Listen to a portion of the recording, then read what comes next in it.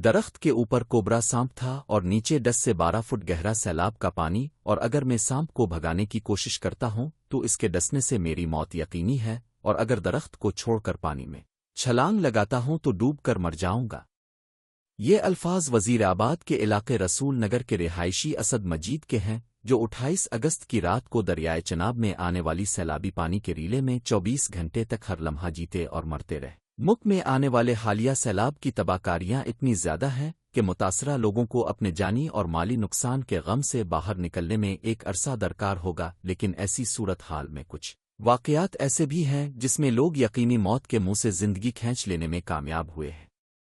BBC Urdu سے بات کرتے ہوئے اسد مجید نے اپنی رودات سناتے ہوئے کہا کہ وہ اپنے دیگر بھائیوں کے ساتھ کھیتی باڑی کرتے ہیں اور انہوں نے جانوروں کے لیے دریا کے ساتھ والے علاقے جسے بیلا کہتے ہیں میں ڈیرا بنایا ہوا تھا۔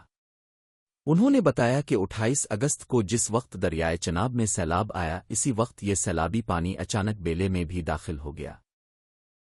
اس وقت ڈیرے پر مجھ سمیت 9 افراد موجود تھے اور ہم نے کسی بھی صورتحال سے نمٹنے کے لیے ایک کشتی بھی رکھی ہوئی تھی۔ اسد مجید کا کہنا تھا کہ صورتحال کو دیکھتے ہوئے میں نے باقی لوگوں سے کہا کہ آپ لوگ کشتی میں بیٹھ کر چلے جائیں، میں وہاں سے مویشیوں کو کھول کر ان کے اوپر بیٹھ کر گاؤں پہنچ جاؤں گا۔ وہ بتاتے ہیں انہیں تیراکی بھی آتی ہے۔ اسد مجید نے بتایا کہ ان کے پاس 33 بے نس تھیں۔ جب میں اپنے جانوروں کے پاس پہنچ کر ان کے گلے میں ڈالی گئی رسیوں کو کھولنے کی کوشش کر رہا تھا کہ اتنی دیر میں بیلے میں پانی کا لیول چند منٹوں میں ہی 8 سے 10 فٹ ہو چکا تھا، جس کی وجہ سے تمام مویشی پانی میں بہہ گئے۔ انہوں بتایا کہ وہ اپنی جان بچانے کے لیے جانور کے لیے محفوظ کی گئی توڑی کے بڑے ڈھیر پر چڑھ گئے، جہاں پر کچھ دیر تو انہوں نے اپنے آپ کو محفوظ تصور کیا۔ پھر پانی کی رفتار تیز ہونے کی وجہ سے یہ توڑی بہہ گئی اور میں بھی توڑی کے ٹیلے کے ساتھ بہہ گیا۔ اسد مجید کا کہنا تھا کہ چونکہ وہ ایک تیراک تھے، لہٰذا اس صورتحال کو دیکھتے ہوئے وہ پانی میں تیر کر کچھ فاصلے پر موجود شیشم کے ایک درخت پر چڑھ گئے۔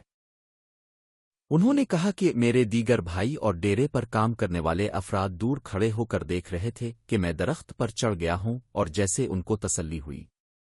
انہوں نے کہا کہ 1.5 گھنٹے تک میں راکا رہا اور اسی دوران پانی کا ایک تیز ریلا آیا اور وہ درخت جڑوں سے اکھڑ کر پانی میں گر گیا، جس پر کنارے پر کھڑے ہوئے بھائی اور دیگر افراد نے چیخ و پکار شروع کر دی، اور میں دیکھتے ہی دیکھتے ان کی نظروں سے اوجھل ہو گیا، جس کی وجہ سے ان کے گھر والوں کو یہ یقین ہو چلا تھا کہ اس کا بچنا بہت ہی مشکل ہے۔ اسد مجید کے بقول درخت کے گرنے کے بعد انہوں نے دوبارہ تیرنا شروع کر دیا۔ 300 میٹر کے فاصلے پر ایک اور درخت نظر آیا جس کی شاخیں سیلابی پانی کو چھو رہی تھیں۔ انہوں نے کہا کہ میں نے ان شاخوں کو پکڑ کر درخت پر چڑھنے کی کوشش کی تو درخت کی اوپر والی شاخ جو پانی میں نہیں تھی، اس پر 7 سے 8 فٹ لمبا کوبرا سانپ بیٹھا ہوا تھا، اور مجھے دیکھ کر وہ پھنکارنے لگا اور مجھے ایسا محسوس ہوا کہ سانپ ابھی مجھ پر حملہ کر دے گا۔ انہوں نے کہا کہ ایک لمحے کے لیے تو مجھے ایسا لگا کہ سانپ کے ڈسنے کی وجہ سے میری موت یقینی ہے، لیکن اگر میں پانی میں چھلانگ لگا دوں تو ہو سکتا ہے کہ میری جان بچ جائے۔ لیکن جب انہوں نے ادھر نگاہ دوڑائی تو دور دور تک کوئی درخت نظر نہیں آیا جس کا وہ سہارا لے کر اپنے آپ کو بچا سکے، لہٰذا اگر سانپ کے ڈسنے سے ان کی موت نہ بھی ہوتی تو ڈوبنے سے تو موت یقینی تھی۔ Punjab wildlife and parks department کے مطابق سیاہ کوبرا سانپ صوبے کے دیہی علاقوں خصوصاً کھیتوں، جنگلوں اور دیگر زرعی زمینوں پر پایا جاتا ہے۔ اسد مجید کے بقول انہوں نے اپنے اعصاب کو قابو میں رکھا اور یہ سوچ کر اسی درخت کے تنے کو پکڑ کر رکھا جس درخت کی ایک شاخ پر کوبرا سانپ بیٹھا ہوا تھا۔ انہوں نے کہا کہ ان کے جسم کا نیچے کا حصہ پانی میں ڈوبا ہوا تھا، لیکن اس کے پاؤں زمین پر نہیں لگ رہے تھے کیونکہ وہاں پر پانی 10 فٹ سے زیادہ گہرا تھا، اس لیے انہوں نے درخت کے تنے کے اردگرد ہی اپنی بانہوں سے حصار بنایا ہوا تھا۔ انہوں نے کہا کہ جس درخت کے تنے کو انہوں نے اپنی باہوں کے حصار میں لیا ہوا تھا، اسی درخت کی ایک شاخ پر کوبرا سانپ تھا، جبکہ درخت کی دوسری شاخ پر 8-10 جنگلی چوہے بیٹھے ہوئے تھے جو کہ نامعلوم مقام سے اس سلب بھی پانی میں بہہ کر آئے تھے۔ اسد مجید کا کہنا تھا کہ جب میرے ہاتھ درخت کے تنے کو پکڑ کر تھک جاتے اور میں اپنے ایک ہاتھ کو کچھ دیر کے لیے آرام دینے کی غرض سے چھوڑتا تو سانپ یہ سمجھتا شاید میں اس پر حملہ آور ہونے لگا ہوں، اور وہ زور سے پھنکارتا، جبکہ جنگلی چوہے بھی آوازیں نکالنا شروع کر دیتے تھے۔ ان کا کہنا تھا کہ ایک مرتبہ سانپ نے اپنا پورا جسم شاخ کے ساتھ لپیٹ کر اپنا پھن پھیلائے پہلے تو زور سے پھنکارا اور پھر اس نے اپنے منہ سے پانی نما چیز نکال کر میری طرف پھینکی، لیکن میں اس سے بچ گیا۔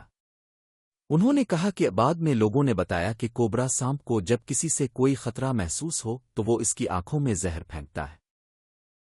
اسد مجید نے کہا کہ اسی کشمکش میں ایک لمحہ گھنٹوں پر محیط محسوس ہو رہا تھا، اور اسی صورت حال میں سورج بھی غروب ہو گیا اور پھر رات کا اندھیرا چھا گیا، جس میں مجھے اوپر والی شاخ پر بیٹھا ہوا سانپ نظر آنا بند ہو گیا۔ ان کا کہنا تھا کہ اس دوران ان کے ذہن میں بہت سے خیالات آ رہے تھے کہ اگر سیلابی پانی میں کوئی اور سانپ ہوا اور اس نے مجھے پانی میں ہی ڈس لیا تو ان حالات میں بھی موت یقینی ہے۔ اسد مجید نے کہا کہ جب وہ اپنے ایک ہاتھ کو آرام دینے کی غرض سے درخت کے تنے سے الگ کرتے تو سانپ کی پھنکار سے اندازہ ہو جاتا تھا کہ سانپ اپنی جگہ پر ہی موجود ہے یا کہیں اور چلا گیا ہے۔ انہوں نے کہا کہ رات کی خاموشی میں سیلابی پانی کی آواز بڑی بھیانک سنائی دیتی تھی، اور اس کے لیے ایسے حالات میں اپنے اعصاب پر قابو رکھنا انتہائی مشکل دکھائی دے رہا تھا۔ اسد مجید کا کہنا تھا کہ جب رات کی تاریکی اپنے عروج پر تھی اور پانی کے بہاؤ کی آواز میں تیزی آتی جا رہی تھی تو میں نے اپنا دھیان ان چیزوں سے ہٹانے کے لیے سانپ سے باتیں کرنا شروع کر دیں۔ اسد مجید کے بقول انہوں نے سانپ کو مخاطب کرتے ہوئے کہا کہ اسے جس ہستی نے پیدا کیا ہے مجھے بھی اسی ہستی نے زمین پر بھیجا ہے، لہٰذا ہم ایک دوسرے سے وعدہ کریں کہ نہ تم مجھے نقصان پہنچاؤ اور نہ میں تمہیں نقصان پہنچاؤں گا۔ انہوں نے کہا کہ وہ سانپ کو مخاطب کرتے ہوئے اس وقت تک باتیں کرتے رہے جب تک دن کے آغاز کی کرنیں پانی اور درختوں پر پڑنا شروع نہ ہو گئیں۔ اسد مجید کا کہنا تھا کہ دن کی روشنی میں نے دیکھا کہ کوبرا سانپ اور چوہے انہی شاخوں پر موجود ہیں جہاں پر وہ سورج ڈھلنے کے وقت دیکھے گئے تھے۔ جب ان سے پوچھا گیا کہ کیا اس عرصے کے دوران ان کے ذہن میں اپنے والدین بیوی بچوں کا بھی خیال آیا تو 25 سالہ اسد مجید کا کہنا تھا کہ میں 18 گھنٹے تک درخت کے تنے کے گرد حصار بنا کر وہاں پر موجود رہا، اور اس عرصے کے دوران صرف 2 شخصیات میری آنکھوں کے سامنے تھیں، ایک میری والدہ اور دوسری میری بیٹی۔ انہوں نے کہا کہ میرے ذہن میں یہی کچھ آ رہا تھا کہ اگر میں مر گیا تو میری بیٹی یتیم ہو جائے گی، اور دوسرا یہ کہ میری بوڑھی والدہ شاید اپنے بیٹے کی موت کا صدمہ برداشت نہ کر سکیں۔ اسد مجید نے کہا کہ 18 گھنٹوں کے بعد جب پانی تھوڑا سا کم ہوا تو انہوں نے آوازیں دینا شروع کر دیں۔ وہ بتاتے ہیں کہ وہاں کچھ ہی فاصلے پر ایک اور ڈیرا موجود تھا جو اونچی جگہ پر واقع ہے۔ وہاں موجود لوگوں نے ان کی آواز کو سنا اور جس جانب سے آواز آ رہی تھی وہ اس جانب کشتی لے کر آ گئے اور انہیں ریسکیو کیا۔ انہوں نے کہا کہ جب وہ درخت سے اتر کر کشتی میں بیٹھے تو انہوں نے ریسکیو کے لیے آنے والے افراد کو وہ سانپ اور چوہے بھی دکھائے جو اسی درخت کی شاخوں پر ہی موجود تھے۔ انہوں نے کہا کہ پانی میں اتنی دیر رہنے کی وجہ سے اس کے جسم کا نیچے والا حصہ گل چکا تھا، تاہم علاج معالجہ کروانے کی وجہ سے وہ اب بہت بہتر ہے۔ اسد مجید کا کہنا تھا کہ اب بھی میں ان گزرے ہوئے لمحوں کے بارے میں سوچتا ہوں تو میری روح کانپ جاتی ہے۔